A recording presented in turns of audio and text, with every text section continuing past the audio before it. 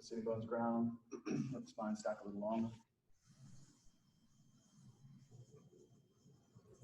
And then allow the crown of the head to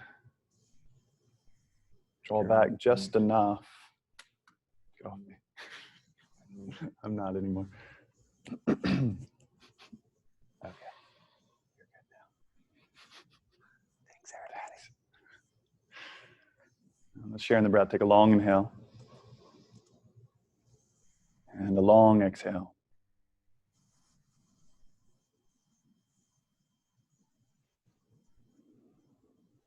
Allow yourself to come into a way of being that will support you for this experience, for this morning.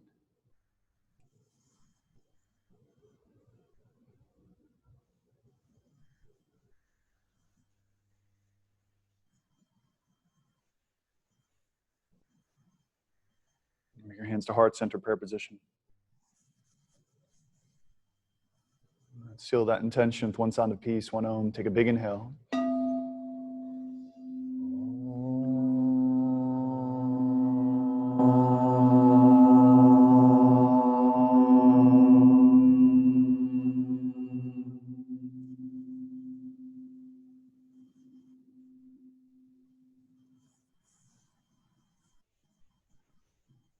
Relax and open your eyes.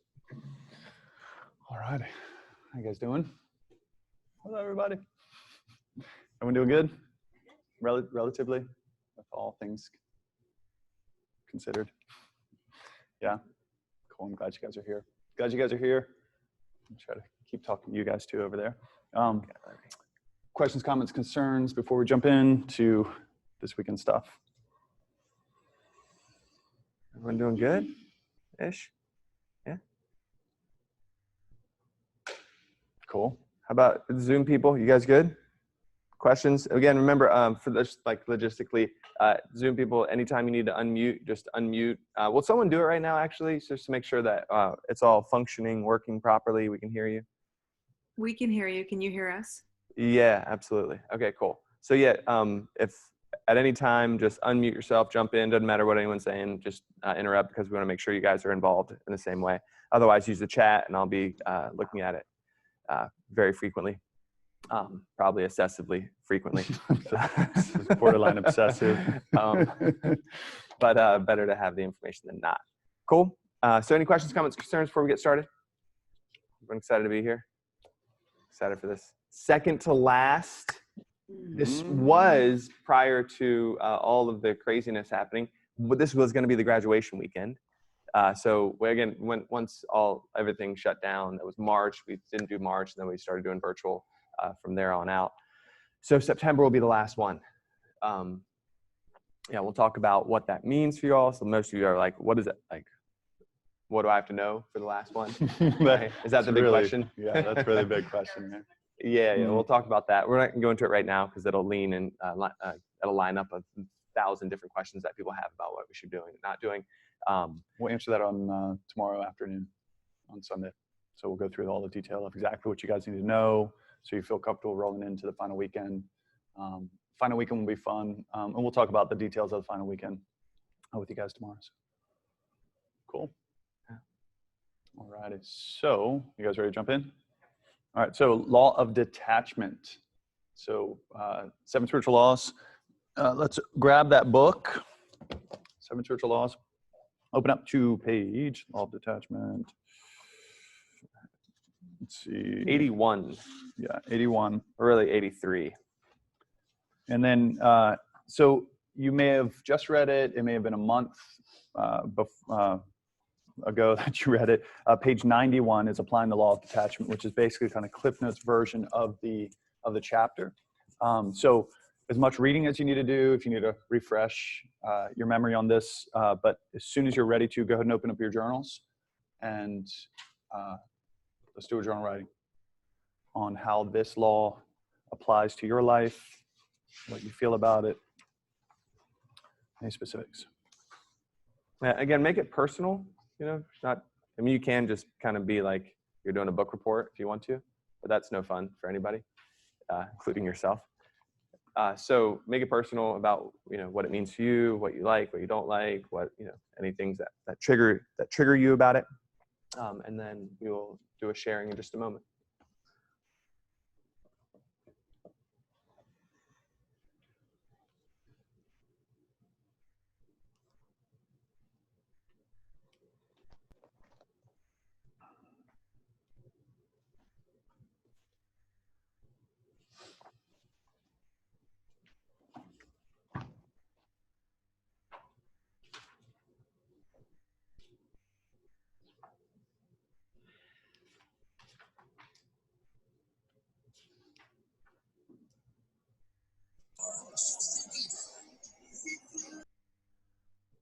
And quietly thank the person across from you for sharing with an open heart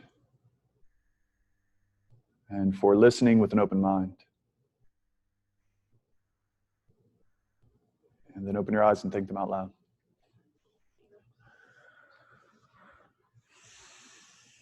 Kind of works on Zoom, not really. Like, you wouldn't be able to hear us, so we had to bring you back in. So virtually give them a love. Yeah, they're there. They're in the screen. They're all muted, so they can't really say out loud. All right, so talk to me about detachment. What are your insights, highlights, thoughts? Hey, It helps, right? yeah. Kelly said it's really appropriate. It's really good for right now, Zoom people. Can we all agree on that? Yes. Yeah. We had a conversation when we were talking about the 8-limb path about aparigraha, which is non-attachment, and one of the things that came up with that was how do you balance non-attachment when you're trying to stalk your dreams, right? When you're really specific. So when I was first kind of introduced with the idea of non-attachment was with our father growing up, and he explained it in particular ways, and how I understood it was to not be driven to chase whatever your dream is, or kind of half-heartedly chase your dream, and as soon as you had a couple obstacles get in the way, you could easily say, oh well, it's just not destined for me. Maybe it's just not for me. I can just let it go and then be okay with it, right? And so what I kind of want to bring that conversation back up, because it's important to realize that that is not what it is. Right? It is not letting go of your dreams and being okay. I'm not gonna stalk anything. So when I was younger, I floated for a while because I wasn't taught to actually figure out what it is that I want, and then figure out how to get there, and then start moving my ass and moving in that direction, right? Taking action to get there. So non-attachment, like being detached, isn't saying I'm not going to set up my life. I'm not going to have this grand vision of how I see how I see my life and then try to orchestrate it. It's saying I'm going to do that and hold to my inner peace. Non-attachment, the law of detachment, is all about holding to our inner peace. It's all about holding to our inner peace. And what steals our inner peace? Being attached to how the outcome should be from this. How our minds think the outcome should be. This is where we get tripped up, is we set our goal and then our mind's saying, this is exactly how I'm going to get there. And then what happens? Coronavirus or whatever the fuck happens, right? Something drops in the way and you're like, oh my God, I can't get there. Right? Do I hold to how I think I should get there and allow myself to get caught up in the mind, get caught up in the emotions and get caught up in all of that? Or do I let myself let go of how I think it should be and say, okay, I'm still moving in that direction, but it's not going to be how I think it should be. The universe has a different plan for me getting there. But I'm very clear with the universe on this is what I want. And the universe is like, check, you're going to get there, but it's not going to be how you think. It's going to give you a lot of obstacles. It's going to give you a lot of ways. It's going to test your resolve. Right? But if we're resolute, if we say, no, this is where I'm going, then the universe has our back. And it will throw things in the way, and always does. Right now, it's happening to pretty much all of us, I think. Right? We have a vision of our lives or where we're going, and now we're dealing with this. But here's the thing, guys. Life happens, and it always happens. It's in our ability to allow it to be what it is and then adapt that allows us to succeed in whatever it is that we want to achieve, right? The most insane thing is to watch life unfold and then resist the hell out of it. Kind of works, right? To resist the isness of life, guys. It's so simple, but yet so difficult to wrap our heads around because we do this shit all the time. We resist it and we resist it. Can't tell you how many times Chris and I have bumped up against the resistance of it in the last 4 months, 5 months, 6 months. This has been a test of non-attachment, a test of the law of detachment, of letting go of like, okay, this is what life is presenting right now. What do we do now? Okay, this is what life is presenting right now. What do we do now? Okay, this is what the governor's presenting right now. What do we do now? It's been a constant, okay, readapt. And I'll be straight honest with you guys. It hasn't been like, oh, this is what life is presenting right now. Let's just adapt. It's been like, what the fuck? I'm going to punch something. There's probably going to be a hole in a wall somewhere real soon. Okay, emotion gone. Now what? What do we do? What's the next step? What's the next step? And it's in our ability to say, what's the next step? What's the next step? That didn't work. What's the next step? Oh, this is happening now. Okay, what's the next step? In letting go of how I think it should be, we're able to move fast. We're able to adapt. We're able to shift. We're able to create, right? Even as John said, did you hear, I don't know if you caught it, but even when he was just describing that, he said, when something gets in our way. Did you guys catch that? Even that frame of mind is subtly resisting the experience because the frame is, this is in my way. What's really super important to understand is that if we're talking about it like achieving your dreams, then whatever comes in the way, we don't have the capacity. It's not our job. Our brains aren't designed for that, to figure out every step along the way before ever taking a step on the way. And so, but we have the audacity, right? And the arrogance to say, when something jumps in, this can't be part of the plan. This has to be in my way. This is an obstacle. But you don't know, our brains don't have the capacity to understand all of the different steps to get there. But we then think that something that happens shouldn't be there. Do you guys catch the conundrum there? Like it just doesn't make sense. And if you look back at your life, you've had countless examples of things that in the moment were like, nothing good will ever come out of this. This cannot be part of my plan. And then you look back and you have this beautiful perspective of hindsight, and you're like, oh, I see it now. So the house that my sister lives in now was our family house growing up. And there was a period of time where my mom was living in it with her boyfriend, who's been on again, off again for 20 years. And it's a whole nother story. But she was going to sell it. And we were doing martial arts inside of it, right? And this is the birth story of Hot House Yoga. We guys talked to you about it, right? Oh, she moved out. So she was with her boyfriend, but her boyfriend had a house in Sandbridge.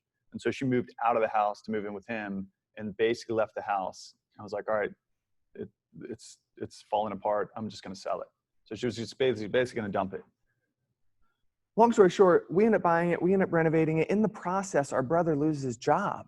And this is a super flex time job. This is Jimmy, right? And he could work 3 hours a week and they'd be like, good job, buddy. And he didn't get it done. He got fired. And all of a sudden, we're like, man, this can't be part of the process. Our whole desire behind opening up the renovating the house was to have a martial arts academy inside of it, right? And then he loses his job. The job he got was a project manager learning how to build from the ground up residential homes, meaning he understood the framework of how to schedule from the word go to the last touch of paint for an entire build out.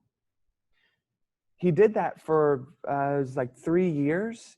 And then because we built the house, which was like I would never do again, we had equity in the house because he lost his job, not in spite of, and not like that was like somehow like it pulled us off the path of us being able to open up Hot House. Because he lost his job, because of all these other factors that were completely out of our control, we ended up in a place where we had equity in the house that we could borrow against. So we put our entire house, everything we had at the time, on the line to open up Hot House. And guess what skill set he had? He had contacts and knew every sub and every person to get this thing scheduled out in 75 days. Because of all the work we did in the house, we understood how to do flooring, trim, like you name it, we could do it because of that skill set. That was the only way Hot House was ever going to be able to be born, because we didn't have enough money to like do the grandiose thing. We had to do it on a shoestring, and we had to hire him to build it out. You guys see, in the moment, we were like, he was devastated that he lost his job. Right? In the moment, like he had like girlfriend issues, and that was like deteriorating. It felt like his life was imploding. Now you look back at it and he's like, oh, that's why that happened. Is it why it happened? I don't know, but that's what we're going to say because it's a good fucking story, right? And why not? Because it's what happened. Choice. Because you get the choice. Yeah. And this is what yoga is all about, is empowering us to realize that we have the choice in every moment. We have it. Most people choose to look at it negatively and then let that run their life. You can do that if you want to. But most people think that's how it's supposed to be. That's how it's supposed to be because we've seen it all over the place. Our parents are doing it. Our uncles and aunts are doing it. Our friends are doing it. Everyone's doing it. So this is just how it is. If a negative experience happens, it's negative. And it's shit. Or maybe not. Maybe the obstacle in the path is the path, like Chris was saying. Maybe there is going to be, maybe this is what I needed to bump up against in order for me to take this detour. Because I need to learn these experiences to expand to get to where I really want to go. Right? There's a chapter in The Power of Now. Real quick, Elizabeth said, so you can pursue a specific goal without being attached to the path that delivers you there. There's a lot of wiggle room within motivation. Yes, exactly right. And again, people on Zoom, feel free to unmute if you want to jump in. So in chapter 9, page 147 in The Power of Now, Eckhart Tolle talks about this. He's posed with the question, is it not possible to attract only positive conditions into our life? The question goes on, if our attitude or thinking are always positive, we would manifest only positive events and situations, wouldn't we? And he goes on to say, do you truly know what is positive and what is negative? Do you have the total picture? There have been many people for whom limitation, failure, loss, illness, or pain in whatever form turned out to be their greatest teacher. It taught them to let go of false self-images and superficial ego-dictated goals and desires. It gave them depth, humility, and compassion. It made them more real. Whenever anything negative happens to you, there is a deep lesson concealed within it.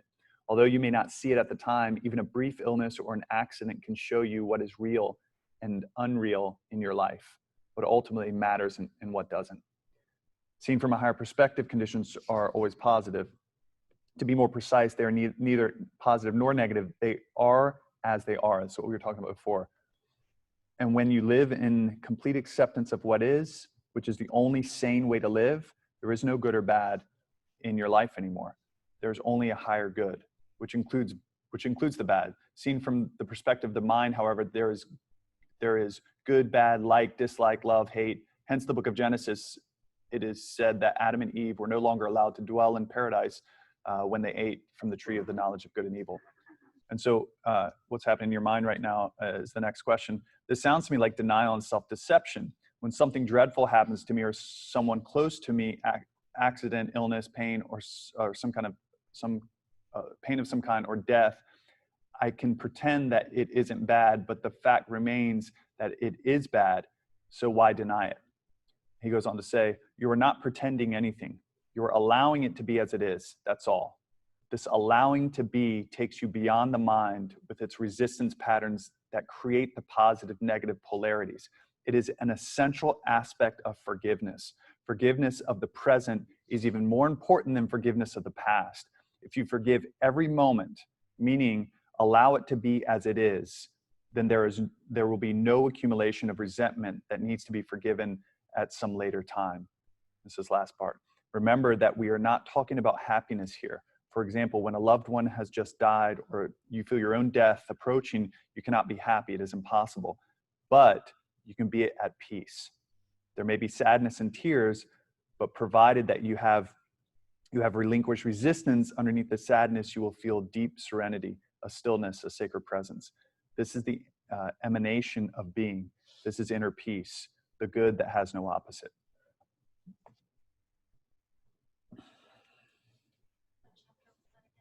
This is chapter 9, page 147, 148.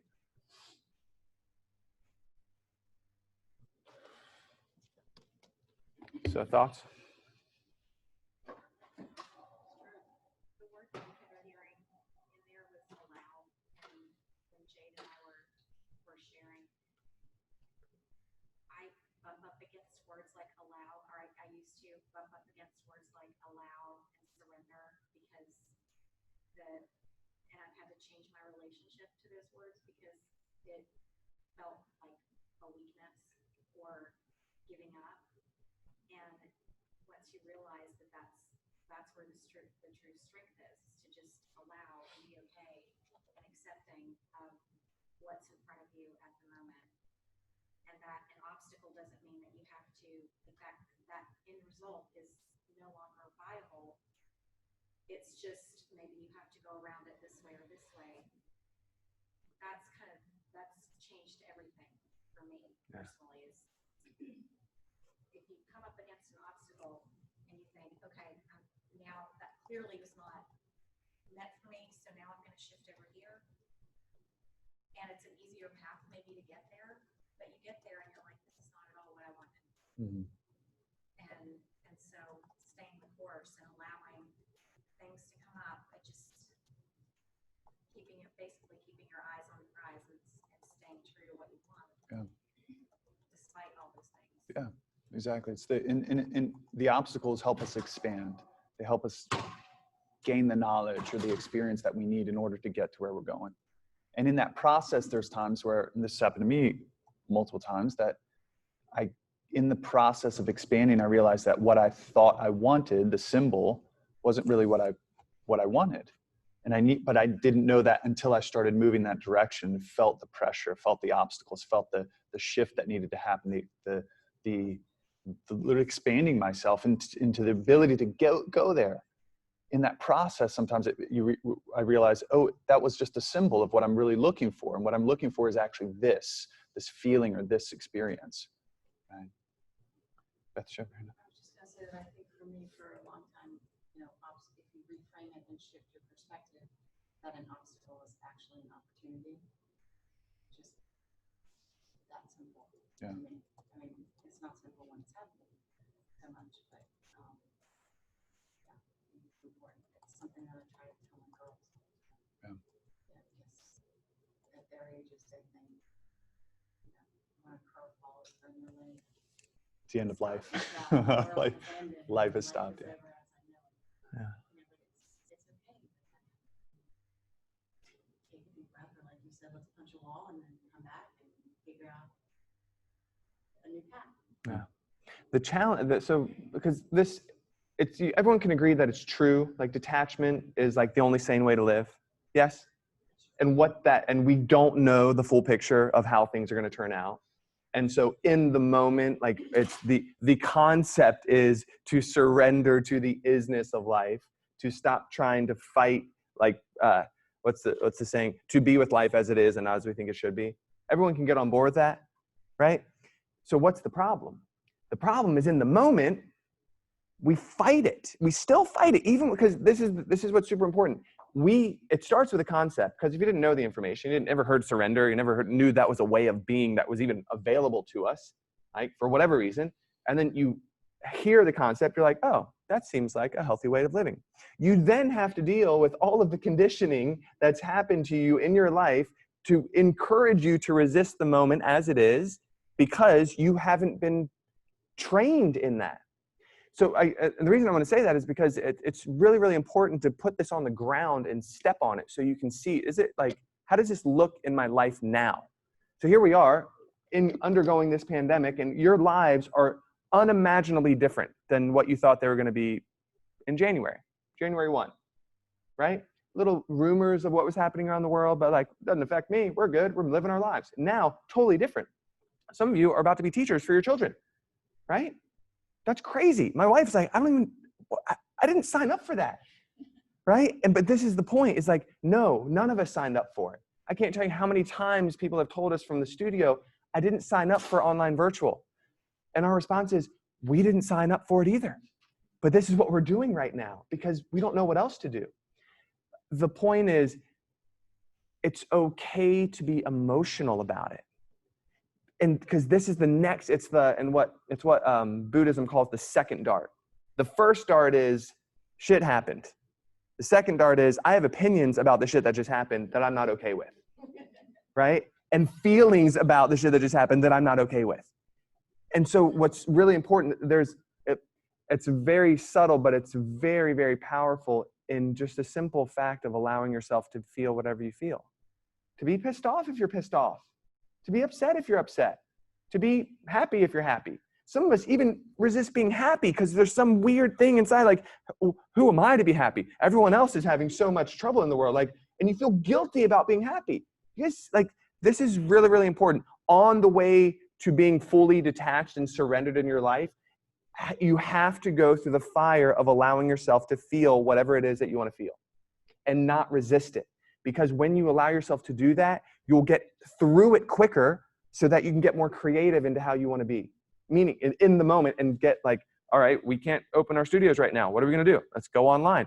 I was so fucking pissed off when we shut down and we realized it was going to be 2 months. I was not okay. There was no surrender in my being. I've taught this since 2008. You know what I'm saying? Like, it's been a concept that I've been wiring into this thing and actually practicing in my life over and over and over again. And then this huge event happens and completely sideswiped us. I was not okay. But what I've trained myself to do is to be okay, not being okay. And so quickly, it was like a day, I was like, okay, now what? And then let's have a conversation. Okay, this is what we're doing. You see what I'm saying? Like, it's so, so important because now this will be another product of your suffering, is my point. If you don't get okay first with your emotions and your feelings. Because you now have set yourself up to, I should surrender. I should be okay with the isness of life. I'm not fucking okay with the isness of life.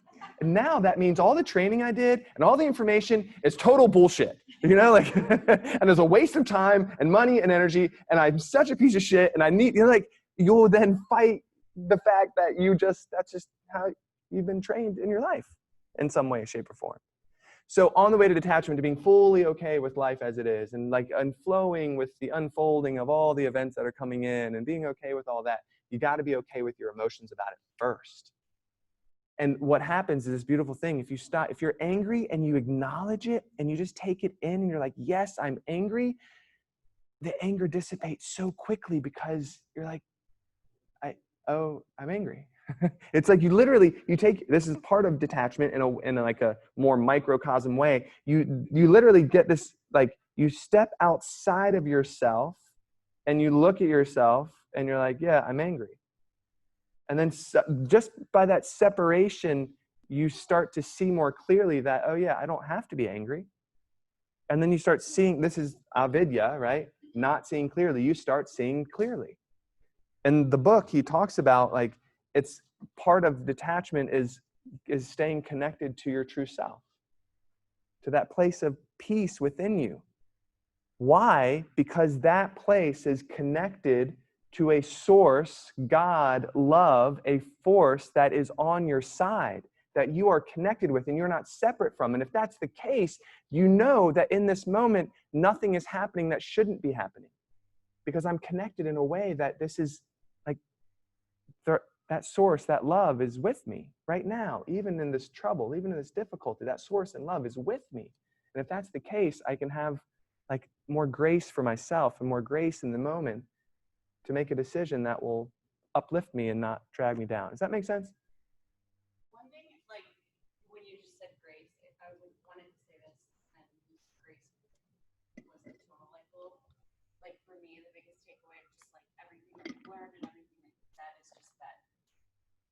nothing's linear.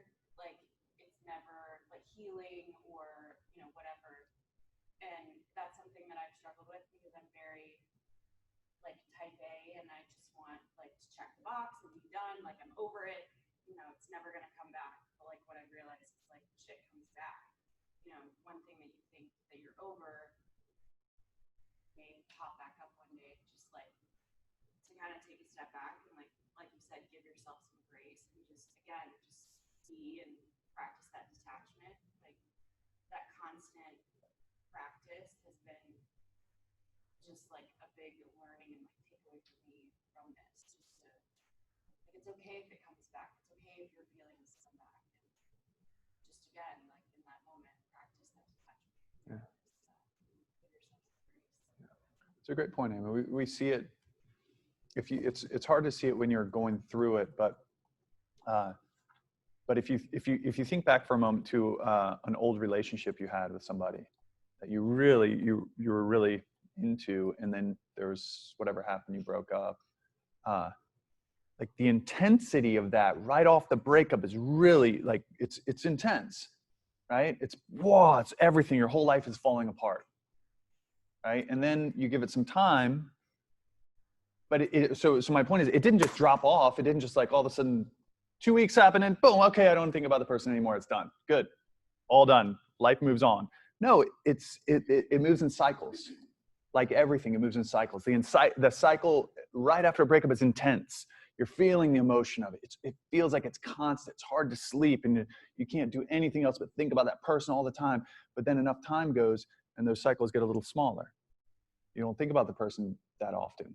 When you do, the emotion comes up, but it's not as intense as it was right off the breakup, right? And then with more time, it gets smaller and smaller.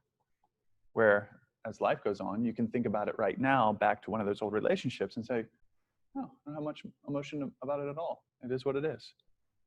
And we can get to even points of like, oh, I needed that bad relationship or that funky relationship or that experience because it led me to who I'm with right now. It's why I am where I am. It gave me the strength, the emotional, the spiritual strength to be who I am today. I needed that. You're not having those thoughts right off the breakup. You're like, this is fucking awful. Oh, my life is terrible. Everything's, you're in that chaos moment. So we have to, this is what Chris was saying, we have to we don't want to detach from the emotion of that because that's healthy. We got to move through it. When somebody passes, we have to go through a mourning process. When we break up in a relationship, we have to go through a mourning process. We lose our job, we have to go through a mourning process. There's a process of it. And it's up to you how long that's going to take. Everyone's a little bit different with that, but there is a process. But you're not, it would be the kids. So what we get stuck in is holding on to these emotional experiences way, way after they're gone, after the mourning process should be over. It'd be akin to you thinking back to the old relationship and having that same gripping emotion that you had right after it, right? That paralyzes people from actually taking action. That paralyzes people from stepping into a new relationship. Paralyzes people from actually stepping in and moving to another career that they would much rather have. Paralyzes people from taking any action because they don't want that pain again, right? So that's where Chris was talking about going through the emotion. That's where it becomes unhealthy when we can't detach from that emotion, detach from that pain. Then it forces us to live a life half-ass, right? Half-heartedly. It forces us to get stuck in patterns. And so we have to move through the emotional process of what that is. And with time, it becomes a whisper, where right off of it, it's a scream, right? But with time, that cycle, it's what you're saying, Amy. It's not linear, it's a cycle. It comes up and then comes up a little bit less and a little less and a little less and a little less until it's just a whisper. Where it can come up and you're like, oh yeah, that was a thing one time. Or it comes up and you're like, that was a crazy relationship, but I'm glad I went through it because it gave me what I needed at the time to be who I am today, to be where I am today, to do the work I do, to be with the person I'm with, to whatever the experience. We get to choose, guys. It comes back to how we started this whole thing. We get to choose. Yoga is all about seeing clearly, realizing that we're co-creating this experience and that we get to choose how we want to see any experience we have in life. This is what detachment comes down to. It's like when it's quote unquote negative, Is it really negative? Is that obstacle actually an obstacle, or is it part of the path? Do I need to experience this for some greater reason that I'm not able to see right now? Right? Does that make sense? Yeah, best example as far as that's concerned for me is just having to like forgive my dad hundreds, if not thousands of times, just over and over and over again. And I thought it was going to be this big moment of like, I forgive you and I'm good forever. And I was like, I forgave him and I was good. And then I had children and I was not good anymore because I realized, oh man, he left this. What? And I was immediately right back into, you fucking idiot. How do you do that? So I had to talk to him again. And then I was like, oh, okay, I understand you again. I forgive you again. And then I was like, okay, I'd love to have a relationship with you like a father and son should. Nope. And I was like, oh, you're such an aloof asshole. Okay, I forgive you again. And I gotta move on. And then I was like, well, I'd love you to have more of a relationship with my children. Nope. Oh, okay, I gotta forgive you again because you see, like that, he's just being him. His whole life, he's just been him. And I fought against who I thought he should be in my life. And so her point is so well taken because it's like, I wish it worked like this, where you heard this, boom, done. Yeah, oh, detachment? I didn't know. I know now. Thank you. I am detached. You're off. Oh, forgiveness? I had no idea I could forgive. Is that easy now? I have forgiven. And you're off. No. It is like, and I feel like right now with everything they're going through, it's like, do we have the stamina to keep detaching over and over again? I feel like yesterday I was like, it's stamina. We went to a marketing conference called Funnel Hacking Live. And this guy, Dean Graciosi, he's been in the direct response marketing world for years and years. He's like the grandfather of it. And his whole thing was about marketing stamina. But it can be applied to anything. He was just like, man, you just got to have the heart to stay in it and to keep at it and to throw another message out and to fail and to throw another message out and to fail and to keep doing it over and over again. And for whatever reason, I was brought back to that last week. And so this whole week has been like, oh yeah, stamina. The stamina to just, Winston Churchill called it the courage to continue. His whole quote is, success is not final. Failure is not fatal. It is the courage to continue that counts. And that's kind of been like for me, what's keeping me going is like, oh yeah, stamina, the courage to continue. Stamina, the courage to continue. Stamina, the courage to continue. And it's like this for whatever your axe that you have to grind is. For years, it was forgiveness. Oh yeah, I got to forgive again. Oh yeah, there he is again. Oh, okay, I forgive him again. Oh, I forgive him again. Oh, just have a fucking relationship with my kids. Oh yeah, that's right. I forgive you again. Like right now, he's just waiting to go back to Canada. I'm like, oh, I forgive you again. Because he's literally been here the whole time. And I've seen him a handful of times. But that's just him. It's been his way forever. And so the big reframe for me with that was, it's not affecting him. He is who he is, and he always has been. It's not that he doesn't care, but he doesn't care. I care. And my caring too much about it is what's hurting me. And the moment I saw that, I was like in my later teens, I was like, whoa, that's fucked up. I have been holding on to this for so long in the hopes that his life would somehow be worse. And he's just like living his life, on his fifth wife in Canada, gardening organically, super happy, sending us pictures and shit. I'm like, are you real? Are you real? Is this really happening? Oh my God. Real, man. And he's just being him, just living his life, doing his thing.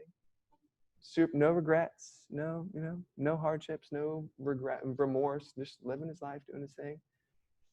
Right? And all of a sudden I was like, oh yeah, I don't need to hold that. That's Nelson Mandela's, take a teaspoon of poison every day in the hopes that someone else is going to die. That's what resentment is.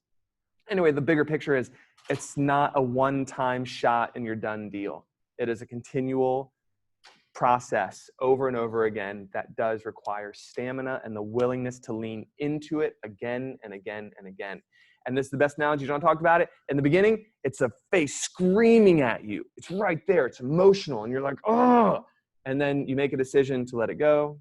You make a decision to let it go. You make a decision to let it go. And I still hear the whispers of resentment. in my mind and in my heart for my dad to this day, but it's a whisper, and I can hear it and be like, that's not real, and move on. This is why he can talk about it with you guys. This is why we can laugh about it. When Chris and I can make jokes about it, you know, like, oh, Dad, yeah, it's hilarious. Right? But most of us have not been taught to let go. Most of us have not been taught the practice of detachment, the law of detachment. Most of us have been taught, whether directly or indirectly, to hold on to shit that bothered you, to hold on to judgments, to hold on to pains, hold on to people that have wronged you. Our grandmother had resentments 40 years. I remember having conversations with her before she passed, and she was talking about somebody that pissed her off who'd been dead for 40 years. Dead for 40 years. Somebody that pissed her off. She's like, that son of a bitch. When I see him in hell, I'm going to punch him in his face. Like, I was like, holding on to shit for so long, right? She said it about her husband, like towards the end, like, if I could tell him one thing, I'd be like, you son of a bitch, I never loved you. Yeah, you literally, like 30 years He's gone been dead at for this 30 point. years. Yeah. Right? But and this is my point, is we haven't been taught this. Right? We haven't been taught to let go. And so, right, in the practice of it, that, like what Chris said, the resilience to keep practicing, to get ourselves into this realization that we have the power to choose. That if we continue to practice letting go, we can continue to tell ourselves, this is what life is presenting now. Me resisting it is useless. So let me blend with it and adapt. What do I do now with it? This is what life is presenting now. What do I do now with it? What is the next right action for me? Right? It's real stupid, simple example. If I'm driving down the road and I get a flat tire, I pull off on the side of the road. If I sit there for hours beating myself up or kicking the tire or punching the street, or like, what does that do? Right? Stupid example, it's obvious, but this is what we do constantly in our lives. We've been wronged some way, or something bad has happened, and we fight it. We continue to fight it over and over again for weeks and months and years until it debilitates us in some way, right? So it's the continual practice to remind ourselves, okay, this is what life's presenting. What do I do now? This is what life's presenting. What do I do now? And it doesn't mean, if someone wronged, it doesn't mean saying, okay, I'm justifying their actions. Saying, no, they are who they are. I'm going to forgive, meaning not justify and say, okay, you are right by wronging me, your action. No, it's saying, I'm not going to hold on to this. Forgiveness is for us. Forgiveness is for me. Forgiving my father wasn't for him. It wasn't so that he could have a better life, or to somehow say his actions were the best actions. It was so that I could let go of the pain I was holding on to. Because what Chris described, it didn't affect him. He had already let go of all of it. He's doing it, living his life, right? In this blissful ignorance, kind of, but it is bliss in his own bliss, right? The shit that I was holding on to, that Chris was holding on to, was only affecting us. And so forgiveness was allowing me to say, no, it's time for me to let go of it so I can heal, so I can live my fullest life. So that my relationships going forward don't get fucked up by some old shit that I'm holding on to. Does that make sense, guys? Beth, you hadn't heard that before. So my father's very similar, and what you just said about blissful ignorance. So he's actually also in early stages of Alzheimer's now, and his go-to has always been sarcasm, like in response to me. He does it with my girls also, which completely throws me on the edge, like on text. He'll say something completely inappropriate and sarcastic in response to something that we've said to him. So I've had to do that, obviously. Just, that's him, that's his side of the street. I'm gonna let go, but that resentment is, whispers. So sometimes it's a little louder than others. But the interesting thing, and I don't know if your father was this way, but something you said earlier. So we can't control other people and how they behave, all the choices they make, but when they're in our space or in our world, or communicate with us like my father, or possibly like your brother. Like, control element. Because he's always been that way with me, dismissive, so to speak, and done his own thing, and not really had the relationship that I hoped for, or even that I hoped for my girls. I always think he thrives on it. Like he likes the fact that he can sort of jab and see if I'm going to respond. It's like I think it's like a adult-child thing maybe still happening, and he's waiting for me to be emotional, to react. like I was Yeah. when I was a teenager, or even in my 20s, and respond to him, react, and I might say very calmly, "That's inappropriate, Dad," or something like that. My stepmom is always on the usually on the text I do, or I'll forward it to her and be like, "Okay, is he on his meds? What's going on?" But never an apology. Never. Like blissful ignorance. Yeah. Like just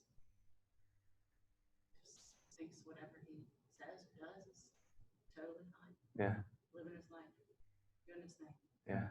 So then it So, go I ahead. guess I not that I wonder if your father's done that, but that's an interesting thing about the fact that you have to let go and detach from our expectation also of how someone else may behave, Mhm. in a moment. Yeah, it's being able to, it all comes back down, it comes back down to communication. Like for us, for me, it was needing to sit down and have a conversation with my father about what the fuck was going through your mind. Sorry, I feel like I'm cussing a lot this time. Been emotional lately. It's COVID. Sorry, it's COVID. Isn't it classic? Like, sorry, can I interrupt you? At this point, you can be like, I'm getting a face tattoo. COVID, like you can say like whatever. You can do whatever and be like COVID. People are gonna be like, oh, totally get it. Yeah, face tattoo. I've been thinking about it for years. I think I'm gonna do it this time. So like it's like, yeah. Grew a beard. COVID. Shave my head. COVID. What are you gonna do? COVID. I was talking to my mom on the phone the other day, and I was like telling a story about something that I was a little incensed about. And like at one point, my mom was just like, "Neil, why do you keep saying SHIT so much?" And I was like, "Mother, I'm 34. This is how I talk. I don't know what to tell you. Like, I'm sorry. Like the curtain is coming down. This is who I am. Like shit." Totally right. And it's actually a great point that Neil brings up, is communication, right? Because this is really what he's saying, is like, oh, let me communicate with you, Mom.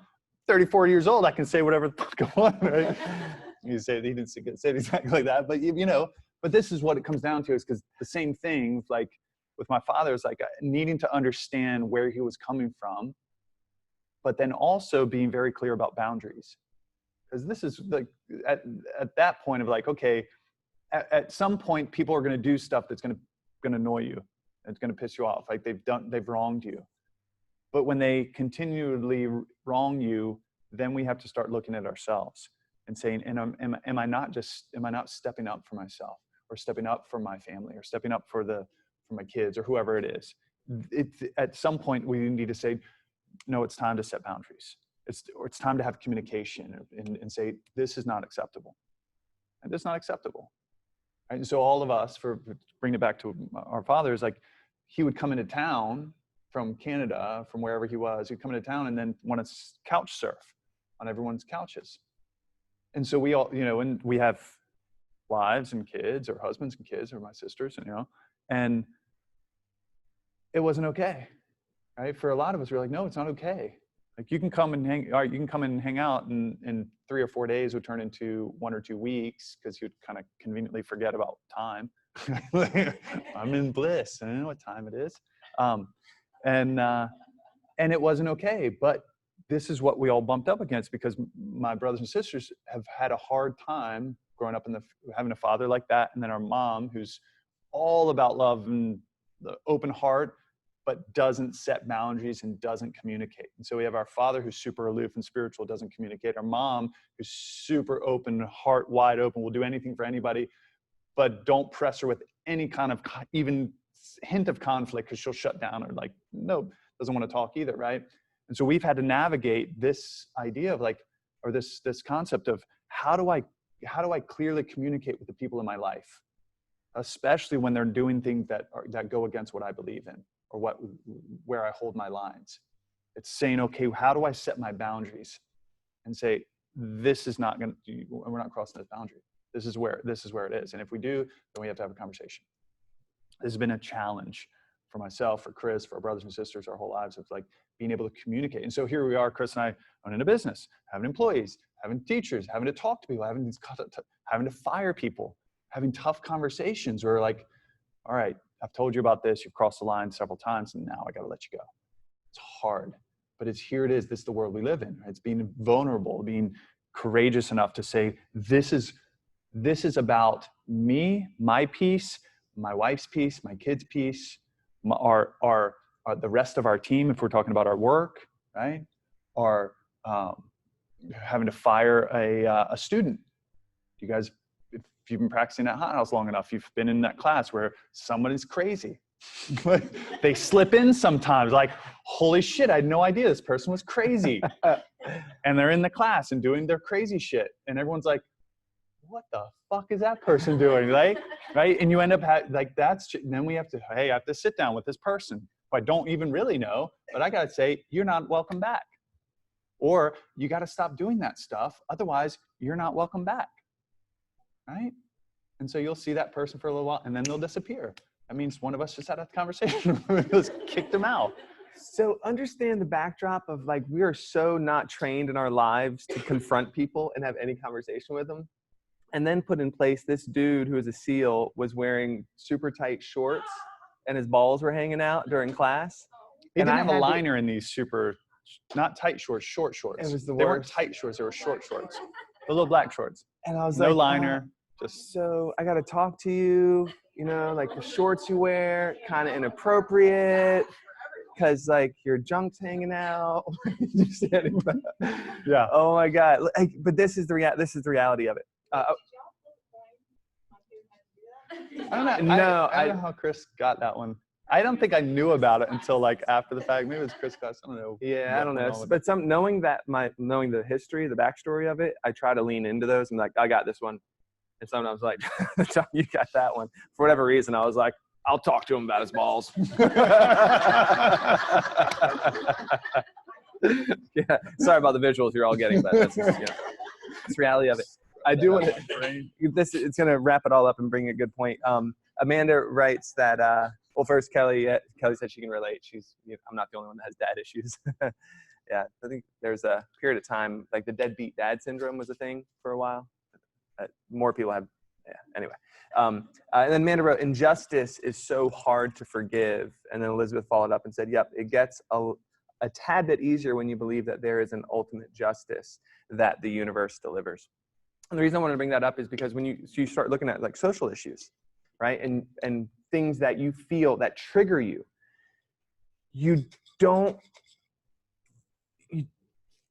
it's going to seem like I'm going against what I said earlier. You don't have to be emotional to take action. The emotion may trigger, there's something there that I need to look at. And then you lean into the emotion and be like, okay, I am upset. I am angry. I am frustrated. Now what?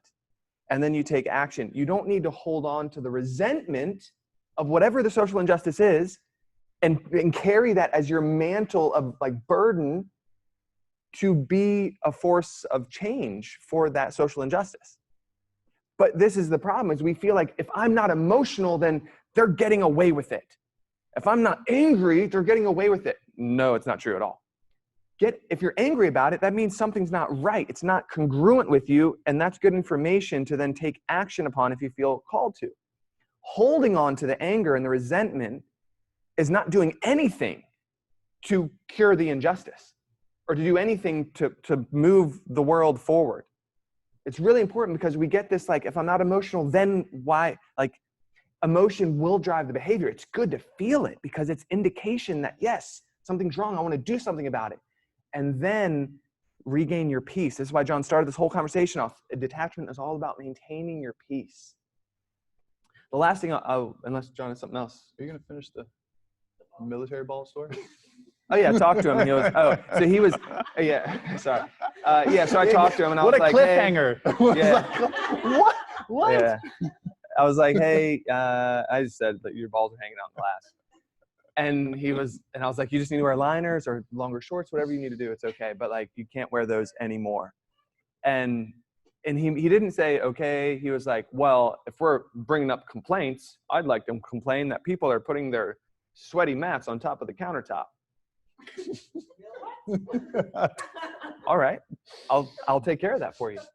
So I'll take care of the sweaty mats and you take care of sweaty balls and we'll be good to go. What really was going on is I'm uncomfortable, so I'm going to deflect this and talk about mats being on the counter. I'll let him deflect it as long as he doesn't wear those shorts anymore. For a little bit, and then he stopped. Yeah. Yeah, so it was just an uncomfortable conversation. But like that's every day, right? Every week, at least, there's got to be some uncomfortable conversation that has to happen. Last thing I want to say is, and it's all in line with detachment, because what we're really saying is an experience happens that you didn't plan. And how do you lean into that and not fight it to keep your peace?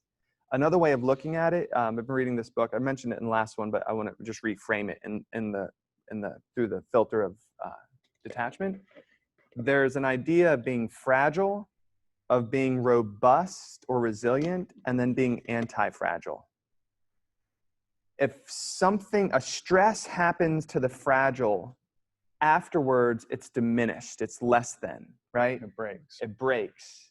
It's been adversely affected in the negative, yes? That's fragile. Robust means that same stressor affects it, but it then quickly comes back to its prior state, right? So it's resilient, right? I can deal with things and I'm not getting hurt by it. I'm getting back to my steady state of whatever that is, right? The idea behind anti-fragile is that same stressor, it doesn't bring you back to where you were. It brings you into a better state. Adverse things to the anti-fragile are what fuels the betterment of the thing itself. Get stronger. The best case example is your immune system. Your immune system needs to experience viruses and pathogens so that it can build antibodies and then resist them more effectively. It gets better because of the exposure to adverse things. Make sense? So in the realm of like, okay, that's great for your immune system, but how does that work in my life? We're all dealing with things right now, and we're making statements about the isness of them. This sucks. I can't believe this is happening. Why? And then like, it's just a statement. Under that like framework of fragile, robust, and anti-fragile, the question I've been asking myself to lean into that anti-fragile idea, under this idea that I am detached, I'm trying to maintain my peace, is how can the situation make me better because of it?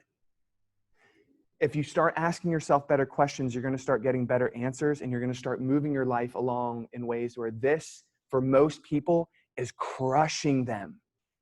And there's a certain subset of people that this is like encouraging a thriving environment where they're going to be better because of it. And that's the idea. Like, let's not wish for what was, right? It's gone. I don't know if it's ever going to be back. And I don't really want to be back at that place. 2019, quite honestly, I was like, I can't wait for 2020. I can tell you all the stories about it, but I look back. I just had a conversation with my wife last night. I was like, do you remember right now, last year, what we were experiencing? And like how much better we are right now because of all that? And I was like, I wonder right now with the shit show that we're experiencing, next year at this time, how much better our lives are going to be because of this. And I don't know. I have zero answers, but my point is, because we're asking the right questions, we're going to allow ourselves to lean into the anti-fragile framework and not the fragile framework. Minimally get to robust where you're like, all right, I'm going to get back. But is there a potential? Is there a possibility? I don't know the answer. That's why the question's like the key is there a potential that this could make life better for me? Then you're not only being detached and being like, okay, I can't see why this is happening, but I will not let it steal my peace. You're now saying, not only will I not let it steal my peace, but I will use this to my advantage. and just ask the questions because you're not going to have the answers immediately. Just Really quick question, so I know we have to practice. So is the main difference, because this theory of like is fascinating, is the main difference between robust and anti-fragile that I think anti-fragile is asking the better questions, but can you say what you said about robust again? Yeah, so robust is a stressor happens and it withstands the stressor and it stays at its current state. It's not bettered by it. It's not diminished by it. It's just strong enough to not let it affect it as much. Or if it does, it quickly gets back to, I'm resilient. That's the idea of resilience. I'm just going to I'm moving through. I'm not being hurt by it. I'm not being hurt by it. I'm not being hurt by it. You're not necessarily being bettered by it. That's the big difference. Yeah. It's a super heady book, but it's by Nassim Taleb. Anti-Fragile is the name of it. All of that reminds me on page 59 of Seven Spiritual Laws, all problems contain the seeds of opportunity. And then it goes on, it's like, once you do this, every so-called upsetting situation will become an opportunity for the creation of something new and beautiful. And every so-called tormentor or tyrant will become your teacher. That got me. Yeah. Yeah. That That page. What page is it so I can tell them? 59. Page 59 in Seven Spiritual Laws of Success. Charmaine just talked about it. It's awesome. You read it. it would be like It's exactly what Deepak just said is what she said is what we're just describing. there isn't this, but it would be like if a hurricane came through and you had a house and it got torn to pieces, that would be the fragile, right? And then another house next to it was built really well and wasn't affected by the hurricane. And then the house next to it was anti-fragile. The hurricane actually made it bigger and stronger. Put on a sunroom. Right? It all of a sudden became a stronger, bigger house in some way. You know, trees are like this. They've done the biodome. You guys heard of this biodome test with trees, where they've actually planted trees in a biodome that didn't have the wind to affect it, and the trees were droopy and They wouldn't weak. grow. They wouldn't grow tall. They had adverse effect because they needed the wind, right? They needed the condition, the intensity of nature conditions to actually get stronger. So trees are anti-fragile, right? They get stronger because of the wind, because of the intensity of nature. And so the last thing I want to say to this, and we'll end it here, is there's a point Chris brought up, is asking questions. There's a book called Rich Dad, Poor Dad by Robert Kiyosaki, and he talks about this idea about statements versus questions. I've brought it up before, so you guys may have heard it, but he said poor people make statements, rich people ask questions, or unsuccessful people say statements, successful people ask questions. And the difference is, and he goes into detail about it, he said the difference is when you tell yourself a statement, your mind stops, because we're basically repeating a belief pattern that we have, right? I'm not successful enough. I always give up. Life never works for me. I'm unlucky in love, whatever the thing is. And we stop, the brain stops. The brain, a question, what he said is the question shifts the mind into a create, it triggers imagination. It shifts the mind into a creative experience when we ask a question. Meaning, I'm unlucky in love could be, how do I get lucky in love? Right? Then the mind says, oh, how do you get lucky in love? Well, you could do this and this and this and study with this person, read this book, or ask this question to find out to connect the dots, right? To find out where I need to go. Asking questions is such a simple shift. Beware of telling yourself a statement, especially when you hit an obstacle in your path. The mind will say, this is how it is, and say a statement. Catch yourself telling yourself statements and shift it into a question. Is this how it is? Or how can it be different? What can I do to make this different? Oh, I hit a roadblock. Oh, we have to shut down studios. What should we do now? How can we still give people what they need, especially going through this intense experience that everyone's going through, right? All of a sudden the mind will shift for you. You'll become creative. It'll start giving you different answers. You'll be intrigued enough to actually go and search out different solutions to whatever the question is giving you, as opposed to a statement that stops the mind. Right? stops the creative process. Does that make sense? Cool. Take a quick break. Yep, let's do Yeah, it. take a break, and then we'll Couple come minutes. back and we'll see what time it is.